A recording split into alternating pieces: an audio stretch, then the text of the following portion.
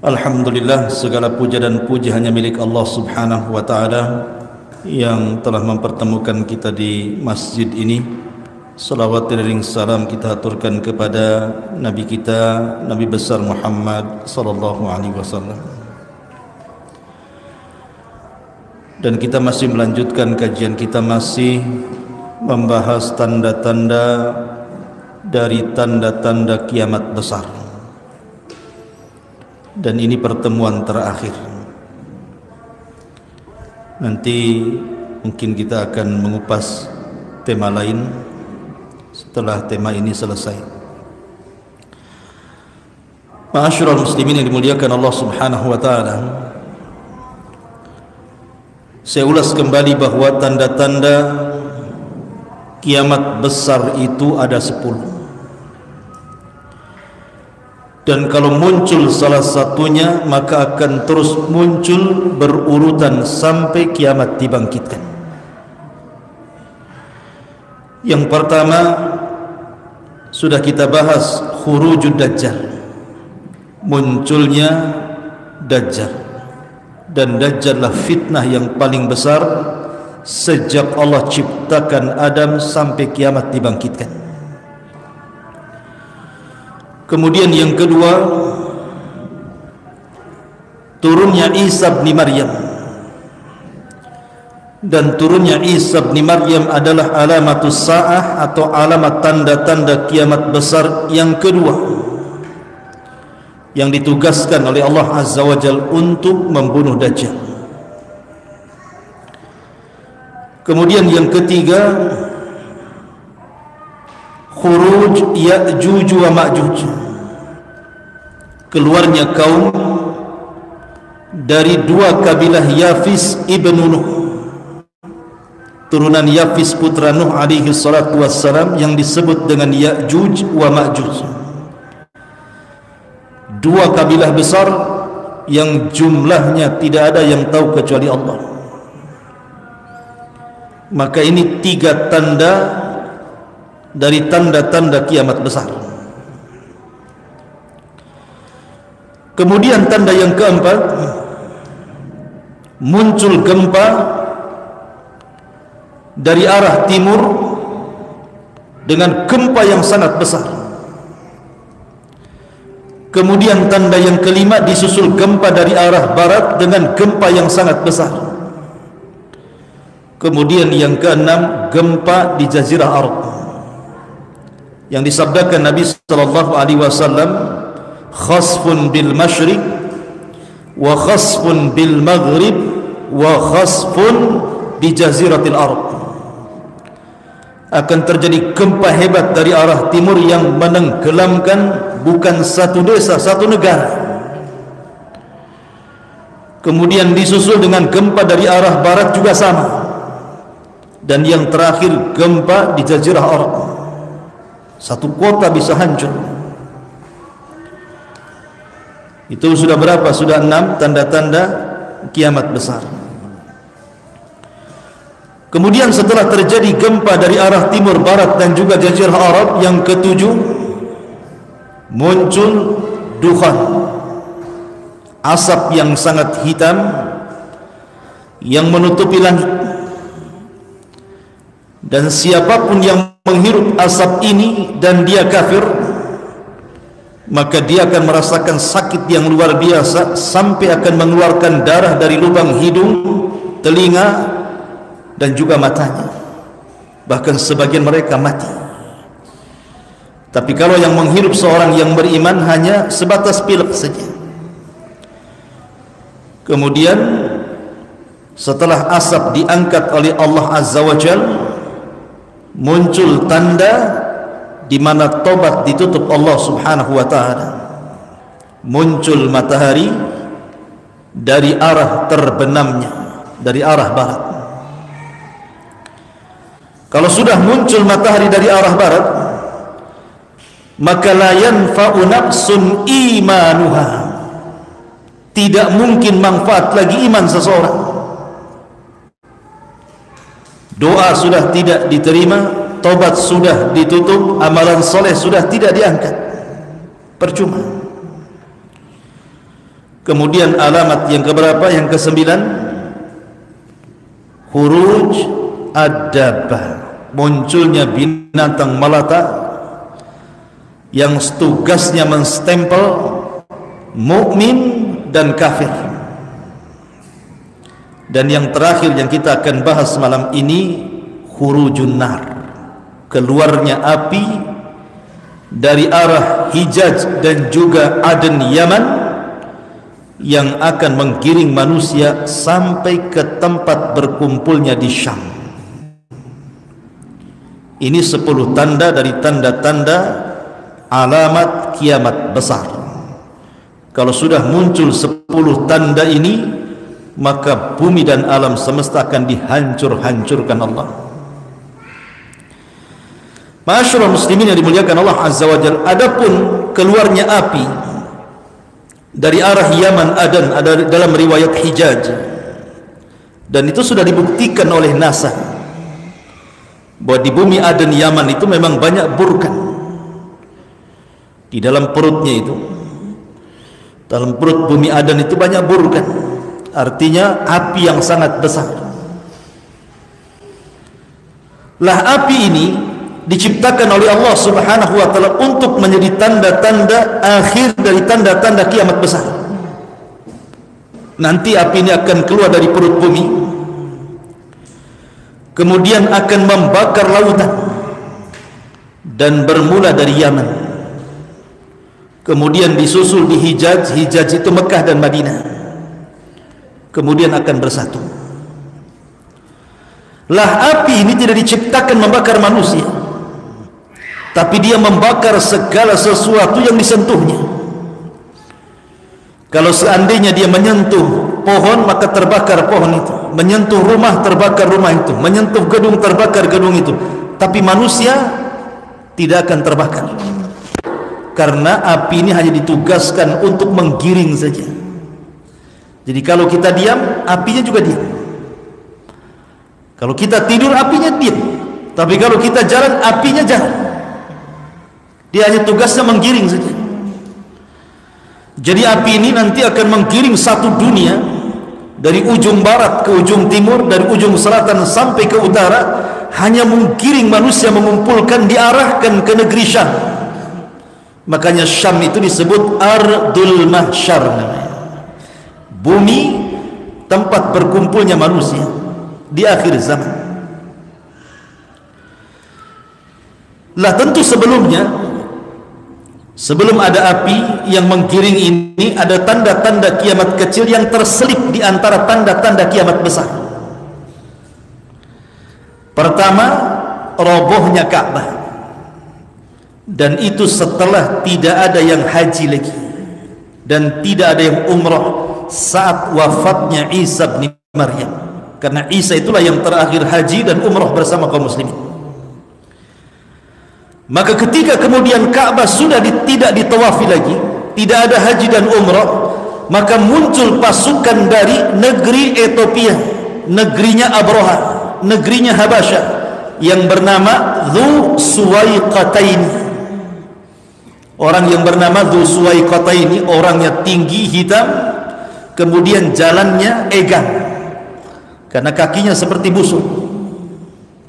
Namanya disebut Dzu Suwaiqataini, pemilik lutut yang bengkok. Itu bawa pasukan dari Ethiopia, dari Habasyah, kemudian datang ke Ka'bah. Maka Ka'bah dihancurkan sekeping demi sekeping sampai rata dengan tanah. Dan ini terulang yang sebelumnya dari negeri Ethiopia juga yang hendak menghancurkan Ka'bah. Siapa? Abraha. Abraha itu dari Ethiopia, dari Habasyah, membawa pasukan gajah, tetapi Allah halau. Kenapa? Karena Mekah masih ada orang haji dan umrah. Tapi ketika kemudian Ka'bah sudah tidak ditawafi lagi, maknanya tidak ada haji dan umrah nanti di akhir zaman, maka akan muncul pasukan dari negeri Habasyah, Ethiopia, dipimpin oleh Dzu Suwaiqataini. Di tangannya ada palu besar, kemudian mencongkel Ka'bah sebata demi sebata sampai rata dengan tanah, kemudian digali, dan diambil pembendaharaan isinya. Emas-emas yang di bawah Ka'bah itu semua diambil. Tapi kemudian tentara Dzulsuwaiqataini ini dihancurkan oleh tentara dari Yaman, dari negeri Himyar, dan dibunuh dan dikalahkan. Ini juga tanda kiamat kecil yang terselip di antara tanda-tanda kiamat besar. Termasuk juga tanda-tanda kiamat kecil yang terselip di tanda-tanda kiamat besar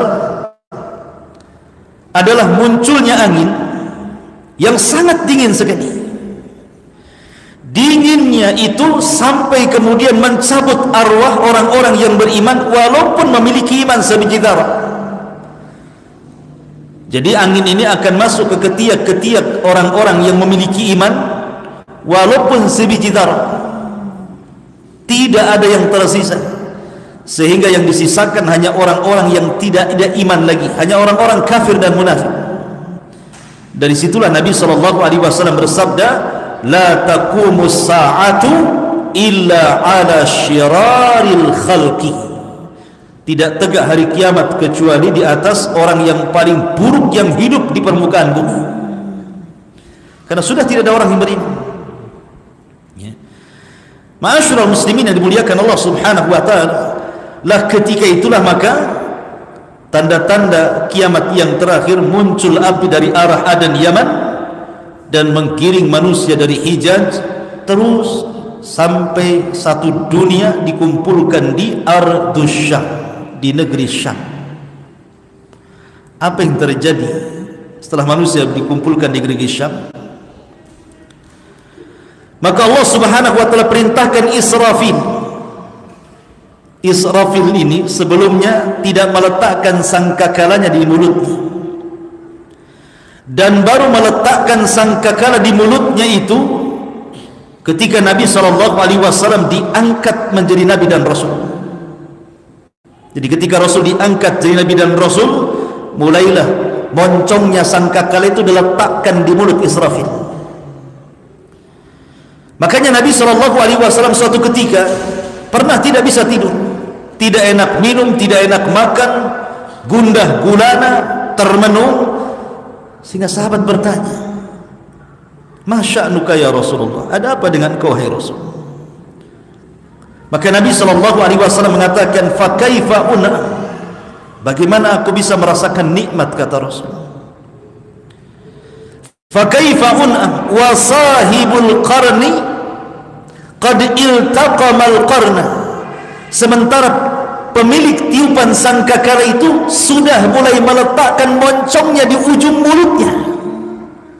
Bagaimana aku akan nikmat tidur, nikmat makan, nikmat minum, sementara sahibul qarni qad iltaqamal qarna. Rasul mengistilahkan sangkakala dengan kalimat al-qarnu. Qarnu itu artinya tanduk binatang, bahasa Arabnya. Tanduk itu kan mulai membesar kemudian mengerucut kecil kan, besar kemudian mengerucut mengecil. Begitulah bentuk sangkakala seperti tanduk, karena bahasa Arabnya disebut al-qarn. Jadi Nabi SAW menghabarkan bahwa sejak diutusnya beliau itu sudah tanda dari tanda-tanda kiamat. Karena setelah Nabi SAW tidak ada Nabi lagi masalahnya. Artinya sudah tunggu kiamat saja. Kalau masih ada Nabi lagi berarti masih lama kiamatnya kan. Kalau sudah tidak ada Nabi dan Allah katakan makana Muhammadun aba ahadi min rijalikum walakin Rasulullah wa khataman nabiyyin, sementara dia adalah Rasulullah dan penutup para nabi, berarti menunjukkan bahwa kata Nabi ana was-sa'ah kahataini, kata Rasul saya dan jarak hari kiamat itu seperti ini. Kemudian Rasul mengisyaratkan dua jari, jari tengah, wusta dan syababah, kemudian dirapatkan. Seperti itulah jarak diriku dan juga kiamat. Dan kematian Rasul juga tanda-tanda telah dekatnya kiamat. Kata Rasul, "U'dud sitan baina yaday sa'ah." Perhatikan 6 perkara sebelum tegaknya hari kiamat. Salah satunya kata Rasul, mauti, kematianku. Jadi kematian Rasul pertanda kiamat sudah dekat. Tetapi kapan dekatnya, seberapa dekatnya, wallahu alam. Jangan memprediksi loh ya. Karena ada orang yang memprediksi bahwa umat ini dari sejak diutusnya Rasul sampai kiamat itu katanya 1500 tahun. Dan sekarang sudah 1424,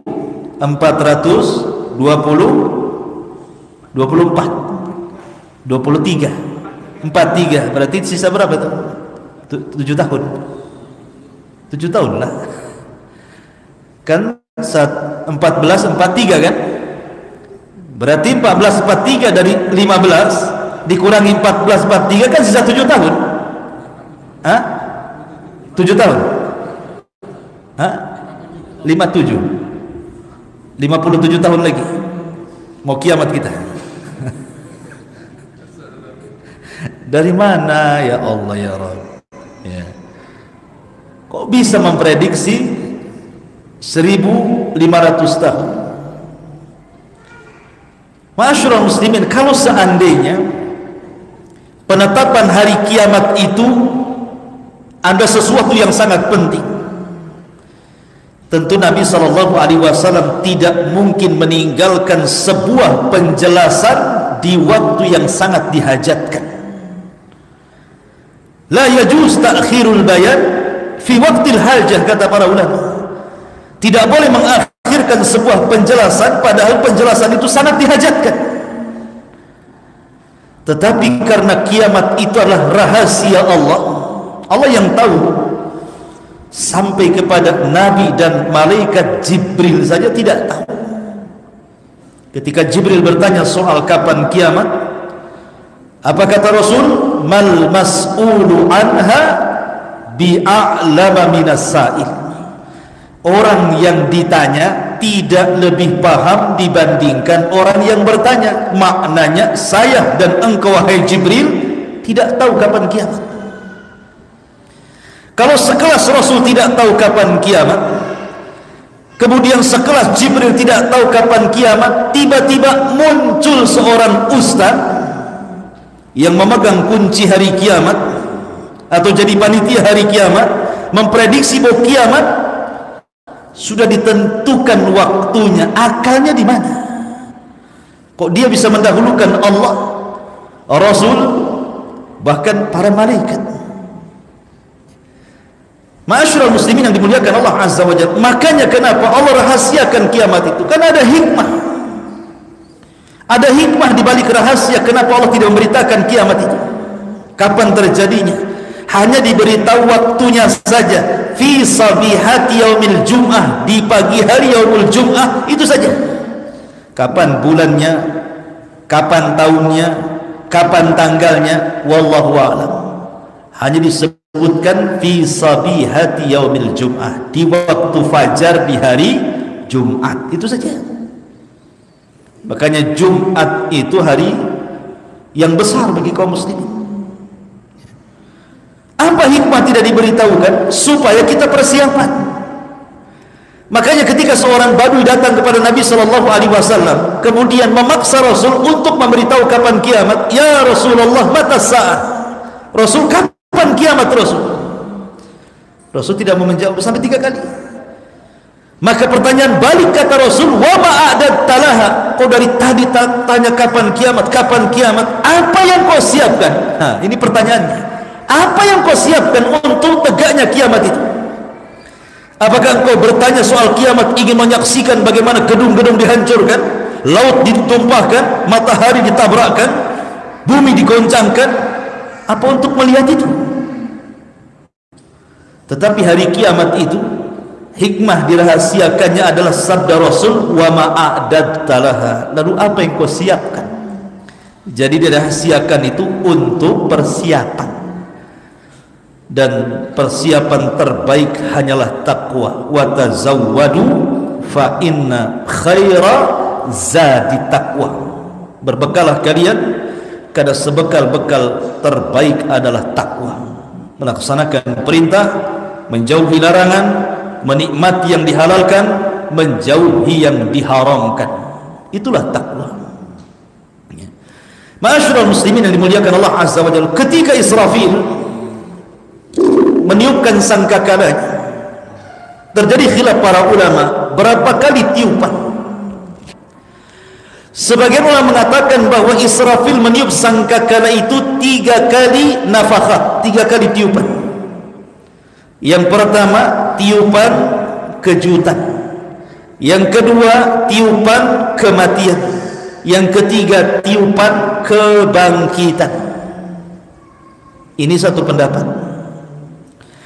Pendapat yang kedua, dan ini yang dirajihkan banyak para ulama, bahwa Israfil itu cuma meniup 2 kali trompet saja. Tiupan yang pertama adalah tiupan kejutan sekaligus tiupan kematian, dan tiupan yang kedua barulah tiupan kebangkitan di padang mahsyar. Lah ketika Israfil meniupkan sangkakalanya, Allah katakan dalam Al-Quran, Al-Qari'atu mal-Qari'ah. Apa itu Qari'ah?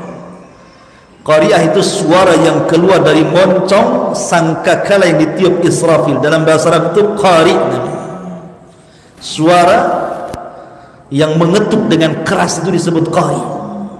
Makanya Al-Qari'atu mal-Qari'ah. Wa ma adraka mal-Qari'ah, yauma yakunun nasu kal farashil mabthus. Ketika suara itu keluar dari moncong Israfil, maka siapapun yang mendengar suara itu akan terkejut kemudian mati. Jadi suara itu akan terus mencari manusia yang hidup, mencari jin yang hidup, mencari malaikat yang hidup. Setiap kemudian terdengar suara, mati. Terus berjalan suara ini, setiap terdengar mati, terdengar mati, terdengar mati. Begitu. Satu persatu jin itu tumbang mati, satu persatu manusia mati, termasuk satu persatu malaikat mati. Allah mengatakan, wa futihatis sama fakanat abwaba. Maka langit dibuka pada hari kiamat dan malaikat mengosongkan langit, dan satu persatu malaikat wafat. Jin juga sama, apalagi manusia, makhluk yang lemah, satu persatu mati. Dan yang pertama mendengar suara trompet itu rajulun, seorang laki-laki yang sedang memperbaiki kolam untuk minum unta, ya. Jadi ada seorang laki-laki sedang memperbaiki kolam, di mana kolam itu digunakan untuk tempat air minum unta. Dialah yang pertama kali mendengar tiupan sangkakala, tiba-tiba terkejut kemudian mati. Kemudian mulai ke jalan-jalan mati, masuk ke pasar-pasar, masuk ke rumah-rumah, masuk ke lubang-lubang, sehingga satu persatu manusia mati. Ya. Ketika tidak ada makhluk yang berakal kecuali dibinasakan oleh Allah Azza wa Jal, mulailah suara itu menghancurkan satu persatu alam semesta. Bayangkan suara tiupan itu luar biasa dahsyat. Ketika kemudian tiupan itu mengenai bumi, apa yang terjadi? Idza zulzilatil ardu zilzalah. Maka bumi yang kita pijak ini menjadi gempa. Zilzalah. Zilzal diidofahkan kepada bumi. Allah tidak mengatakan idza zulzilatil ardu zilzalan, bukan. Tapi Allah mengatakan idza zulzilatil ardu zilzalaha. Ada haknya di sini. Ha ini idhofah ke mana? Kembali ke bumi. Kenapa diidhofahkan kepada bumi? Artinya gempa ini bukan di satu tempat, itu maknanya. Tapi satu bumi akan terjadi gempa. Kalau sekarang terjadi gempa di Lombok, di Batam tidak. Terjadi tsunami di Aceh, di Batam tidak. Tapi nanti kiamat, mau di Batam, mau di Tanjung Pinang, mau di Lombok, mau di Aceh, mau di Indonesia, mau di Australia, mau di mana-mana satu dunia terjadi gempa. Itu maksudnya. Makanya Allah idhofahkan dengan kalimat ha, zilzalaha.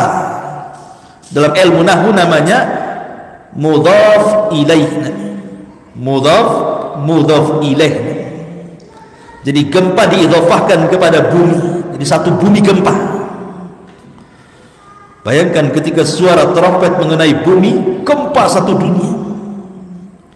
Apabila suara trompet itu terdengar oleh lautan, apa yang terjadi?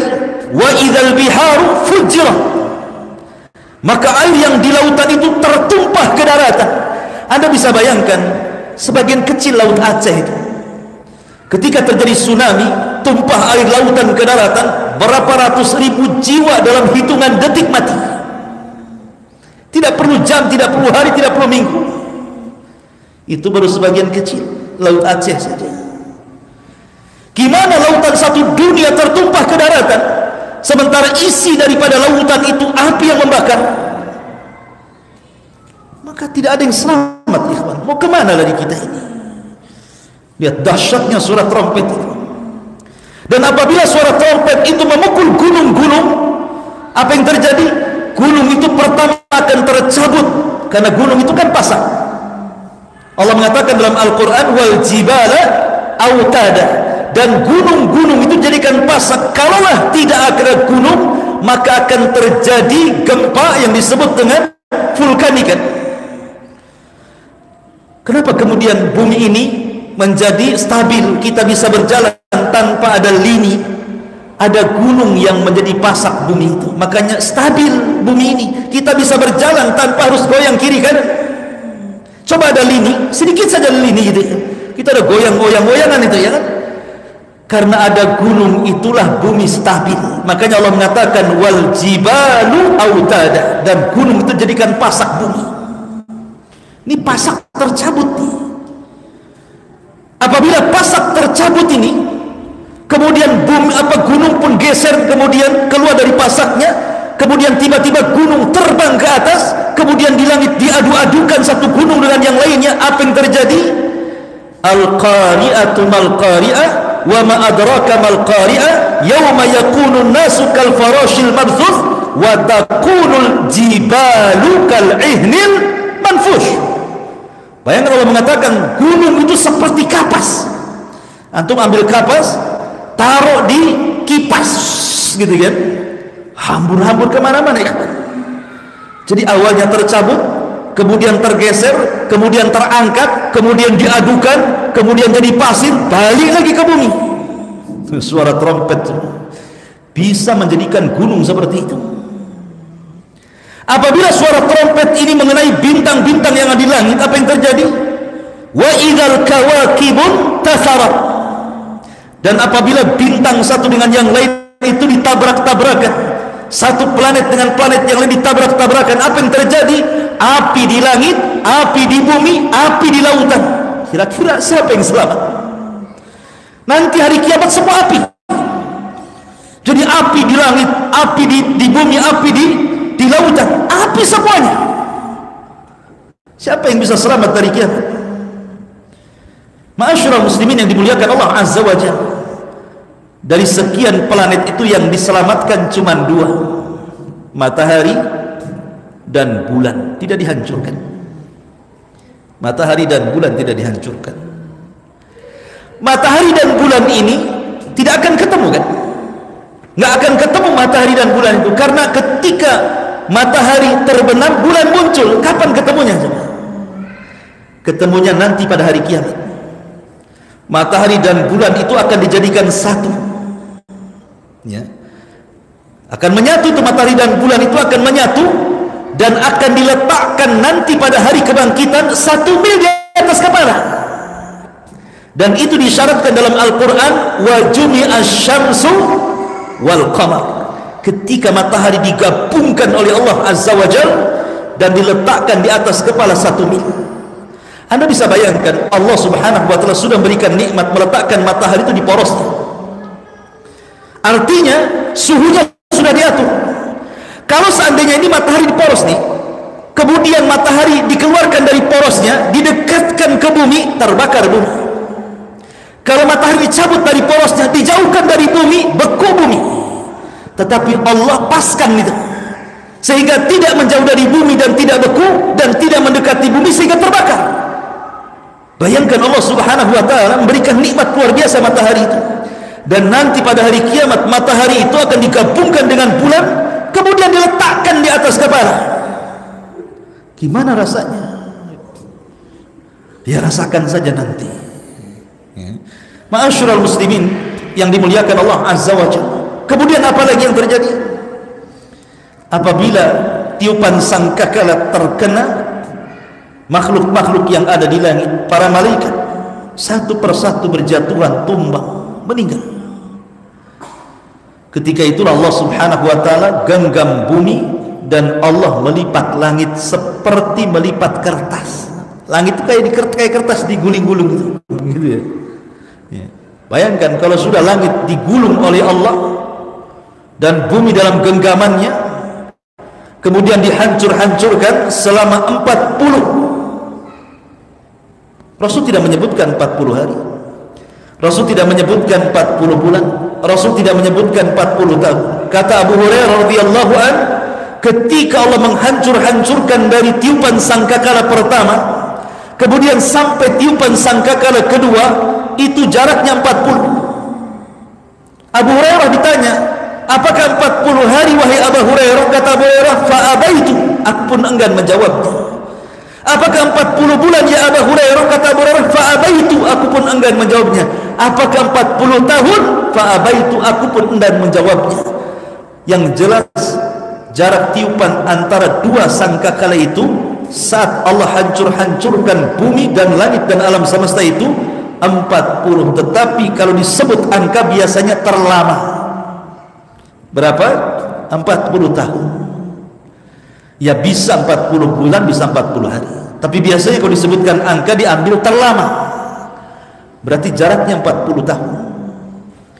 Dan kalau seandainya sudah hancur semuanya, tidak ada manusia, tidak ada jin, tidak ada malaikat, bintang sudah tidak ada lagi, bumi sudah hancur, lautan sudah kering, apa yang terjadi? Maka Allah Subhanahu wa taala akan datang, kemudian akan memanggil-manggil makhluknya dan mengatakan, limanil mulkul yaum, limanil mulkul yaum. Sekarang kalian tahu milik siapa kekuasaan ini? Ainal mutakabbirun, ainal jabbarun, di mana orang-orang yang congkak dan sombong itu? Limanil mulkul yaum, milik siapa kekuasaan ini? Tidak ada yang jawab, semua mati. Maka Allah jawab sendiri, lillahil wahidil qahhar. Ketahuilah bahwa kekuasaan itu hanya milik Zat yang satu, yang maha perkasa, Allah Subhanahu wa taala. Ma'asyiral muslimin yang dimuliakan Allah Azza wa Jalla, karena ketika makhluk itu semua diwafatkan, malaikat, jin dan manusia, yang tersisa hanya 4 malaikat. Malaikat Jibril, Mikail, Israfil dan Malakul Maut. Allah memanggil Malakul Maut. Siapa lagi yang tersisa yang belum kau cabut nyawanya? Maka Malakul Maut mengatakan, semua sudah wahai Rabb. Malaikat semua sudah wafat, jin semua sudah wafat, manusia sudah wafat, kecuali Jibril, Mikail dan Israfil. Maka Allah katakan kepada Malakul Maut, cabutlah nyawa mereka bertiga. Maka mulailah kemudian satu persatu Jibril dicabut nyawanya, Mikail dicabut nyawanya, Israfil yang meniup pun dicabut nyawanya. Kemudian Allah panggil lagi Malakul Maut, ada yang tersisa? Kata Malakul Maut, tidak ada ya Rabb, kecuali hambamu yang fakir ini ya Rabb. Maka Allah mengatakan, kalau gitu matilah kamu. Maka kematian pun mati. Malaikat yang suka mencabut nyawa, dicabut nyawanya oleh Allah. Tidak ada lagi makhluk yang hidup di permukaan bumi. Disitulah Allah Subhanahu wa taala firmankan, yauma tubaddalul ardu ghairal ardi. Pada hari di mana Allah ganti bumi yang kita pijak dengan bumi yang baru. Apakah maknanya bumi yang kita pijak ini hilang, kemudian Allah ciptakan lagi bumi yang baru? Bukan itu. Bumi yang baru tetap bumi yang lama, cuman dirubah bentuknya. Kata para ulama tafsir, ketika mentafsirkan ayat yauma tubaddalul ardu ghairal ardi was samawati matwiyatun bi yamin akhir ayat, maksudnya bumi yang tadinya mukarrah, yang tadinya bulat itu, Allah akan hancurkan dan Allah akan datarkan. Sekarang bumi itu ada yang meninggi, ada yang rendah, ada bukit, ada gunung, ada lembah. Tapi nanti bumi akan dihancurkan, kemudian dihamparkan, sehingga tidak ada yang meninggi, tidak ada yang merendah, tidak ada bukit, tidak ada gunung, tidak ada lembah, semua rata. Dan tidak ada maklam alamat, tidak ada alamat. Artinya kalau sekarang kan ada tanda ke Nagoya, ke Jodoh, ke mana, ada tandanya sekarang. Ada tandanya ini RT sekian, kelurahan sekian. Nanti tidak ada, dan bumi akan kembali berwarna putih seperti tepung, seolah-olah tidak pernah dipinjak maksiat lagi. Ketika itu manusia dibangkitkan oleh Allah Azza wa Jalla pada tiupan sangkakala. Setelah Allah kemudian bangkitkan Israfil dan disuruh meniupkan kembali sangkakalanya, maka manusia akan dibangkitkan. Yuhsyarun nas yaumal qiyamah khufatan uratan ghurlan buhman, kata Rasul. Pada hari kiamat Allah akan bangkitkan manusia. Pertama urah, tidak pakai baju. Kemudian khufat, tidak pakai sandal. Kemudian ghurlan, tidak dikhitan. Kemudian buhman, tidak membawa satu pun harta di badan. Lalu apa yang dibanggakan? Apa yang dibanggakan? Artinya mau anda bekas presiden, mau anda bekas menteri, mau anda bekas pengusaha orang kaya, ketika nanti dibangkitkan, pertama tidak pakai pakaian, kedua tidak dikhitan, ketiga tidak pakai sandal, dan tidak memiliki harta di badan satu helai pun, seperti bayi yang baru lahirkan. Lalu apa yang dibanggakan? Maka Abdul Aziz, Umar bin Abdul Aziz mengatakan, halaka anni sultani, ma aghna anni maliyah, halaka anni sultani. Duhai kiranya harta yang kubanggakan, apalah manfaatnya? Jabatan yang selama ini kuagung-agungkan, tidak pun ada manfaatnya. Karena pada hari itu semua sama. Semua sama. Jangan lagi ketika dibangkitkan, manusia ketika wafat itu semua sama, ya kan? Karena manusia itu punya kemuliaan kalau terangkai dari dua. Pertama ruh dan jasad. Kalau ruh dan jasad masih menyatu, orang itu masih punya kemuliaan. Masih pakai baju bagus, bintangnya diletak-letakkan kiri kanan, ya kan? Masih punya mobil, mobilnya bagus, masih punya rumah. Itu kalau ruh dan jasad masih disatukan. Coba kalau dipisahkan ruh dan jasad itu, di mana jasadnya dicabut ruhnya, apa yang terjadi? Dia jadi bangkai, jadi mayat. Pakaiannya seragam semua warna putih, warnanya putih semua. Tidak ada mayat itu dibungkus pakai kain batik, itu tidak ada ceritanya. Semua putih, kain kafan harganya murah, bisa dikoyak. Ke kuburan saya pakai keranda, pakai mobil ambulan kan itu, ambulan partai yang mengantarkannya. Sampai di kuburan apa yang terjadi? Ditinggal oleh keluarganya, hartanya jadi rebutan anak warisannya. Lalu apa yang dibanggakan? Itu baru mati, gimana hari kiamat? Ya. Masyaallah muslimin yang dimuliakan Allah Azza wa Jalla, intinya bahwa ketika manusia dibangkitkan itu, maka yang pertama kali dibangkitkan siapa? Nabi SAW. Sayalah orang yang pertama siuman, kata Rasul. Tapi setelah itu aku melihat Musa sedang bersandar. Aku tidak tahu apakah dia duluan yang bangkit ataukah diriku, kata Rasul. Saya tidak tahu. Tapi yang jelas dialah awal yang pertama keluar dari kuburan. Dan Allah mengatakan wa alqat ma fiha wa takhallat. Dan ketika tiupan sangkakala yang kedua, apa yang terjadi? Wa alqat, kami munculkan jasad-jasad sejak Adam sampai yang terakhir mati, dimunculkan dari perut bumi, kemudian dilempar ke dalam, ke atas bumi itu. Dalam riwayat dalam ayat yang lain, wa akhrajatil ardu athqalaha, dan kami keluarkan beban-beban beratnya dari perut bumi, kemudian diletakkan di dasar bumi. Maksudnya bangkai-bangkai manusia itu mulai bergelimang di padang mahsyar, belum ada roh, dan mereka dibangkitkan dari tulang ekornya. Setiap manusia yang meninggal akan disisakan tulang ekor. Tulang ekor itu kecil tapi tidak dihancurkan. Dari situ manusia dibangkitkan. Lah ketika semua jasad manusia sudah berada di permukaan di padang mahsyar, apa yang terjadi? Wa idzan nufusu zuwizat. Apabila ruh dilesatkan ke dalam jasadnya. Ruhnya orang-orang kafir melesat dari sijin, dari bawah bumi yang paling dasar. Ruhnya orang-orang mukmin melesat dari iliyin, dari tempat ketinggian. Kemudian mereka melesat mencari jasadnya masing-masing, dan tidak ada yang tertukar dengan yang lainnya. Tak mungkin ruh saya tertukar dengan ruhnya Bang Karim. Tidak akan tertukar. Ruh akan sesuai dengan jasad yang pernah ditempatinya itu. Dan ketika wa idzan nufusu zuwizat, ketika ruh dilesat-lesatkan, dimasukkan ke dalam jasad, tiba-tiba kemudian orang-orang pun bangkit. Ketika mereka bangkit, kaget. Ketika kaget itulah apa yang terjadi. Malaha idza zulzilatil ardu zilzalaha wa akhrajatil ardu athqalaha wa qala al insanu malaha.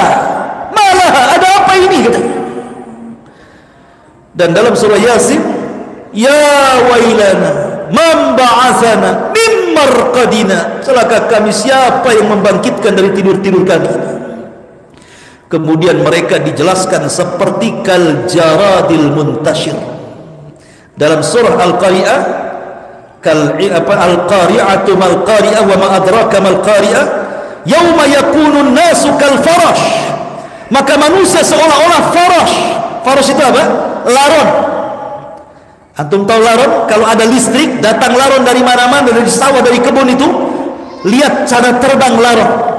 Tidak ada laron yang beraturan. Laron itu terbang sesukanya, nabrak kawannya jatuh, nabrak kawannya jatuh, sayapnya jatuh, akhirnya besok pagi ada di bawah semua kan? Itulah laron. Nanti pada hari kiamat orang-orang kafir dibangkitkan seperti laron, yang dari utara lari ke selatan, yang dari selatan lari ke utara, yang dari barat lari ke timur, yang dari timur, semua beradu satu dengan yang lainnya, nggak beraturan. Seraya mengatakan ya wailana man ba'atsana min marqadina hadza, siapa yang membangkitkan celaka aku. Tapi orang-orang yang beriman tidak lari. Tiba-tiba ketika dibangkitkan, sebelahnya ada istrinya yang saleh, ada orang tuanya yang saleh dan saleh, anak-anaknya yang saleh dan saleh.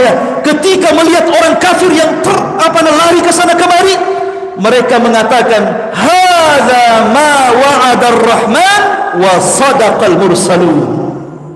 Mereka tenang dan mengatakan inilah janji Allah dan benarlah ucapan para rasul. Walladzina amanu wattaba'athum dzurriyyatuhum biimanin alhaqna bihim dzurriyyatuhum. Dan orang-orang yang beriman kemudian akan dikumpulkan bersama orang-orang yang diajak beriman dari keluarganya, dan akan berkumpul kelak. Dan itu satu kenyamanan yang tidak didapati orang kafir dan munafik saat dibangkitkan. Makanya pentingnya mengajak keluarga beriman.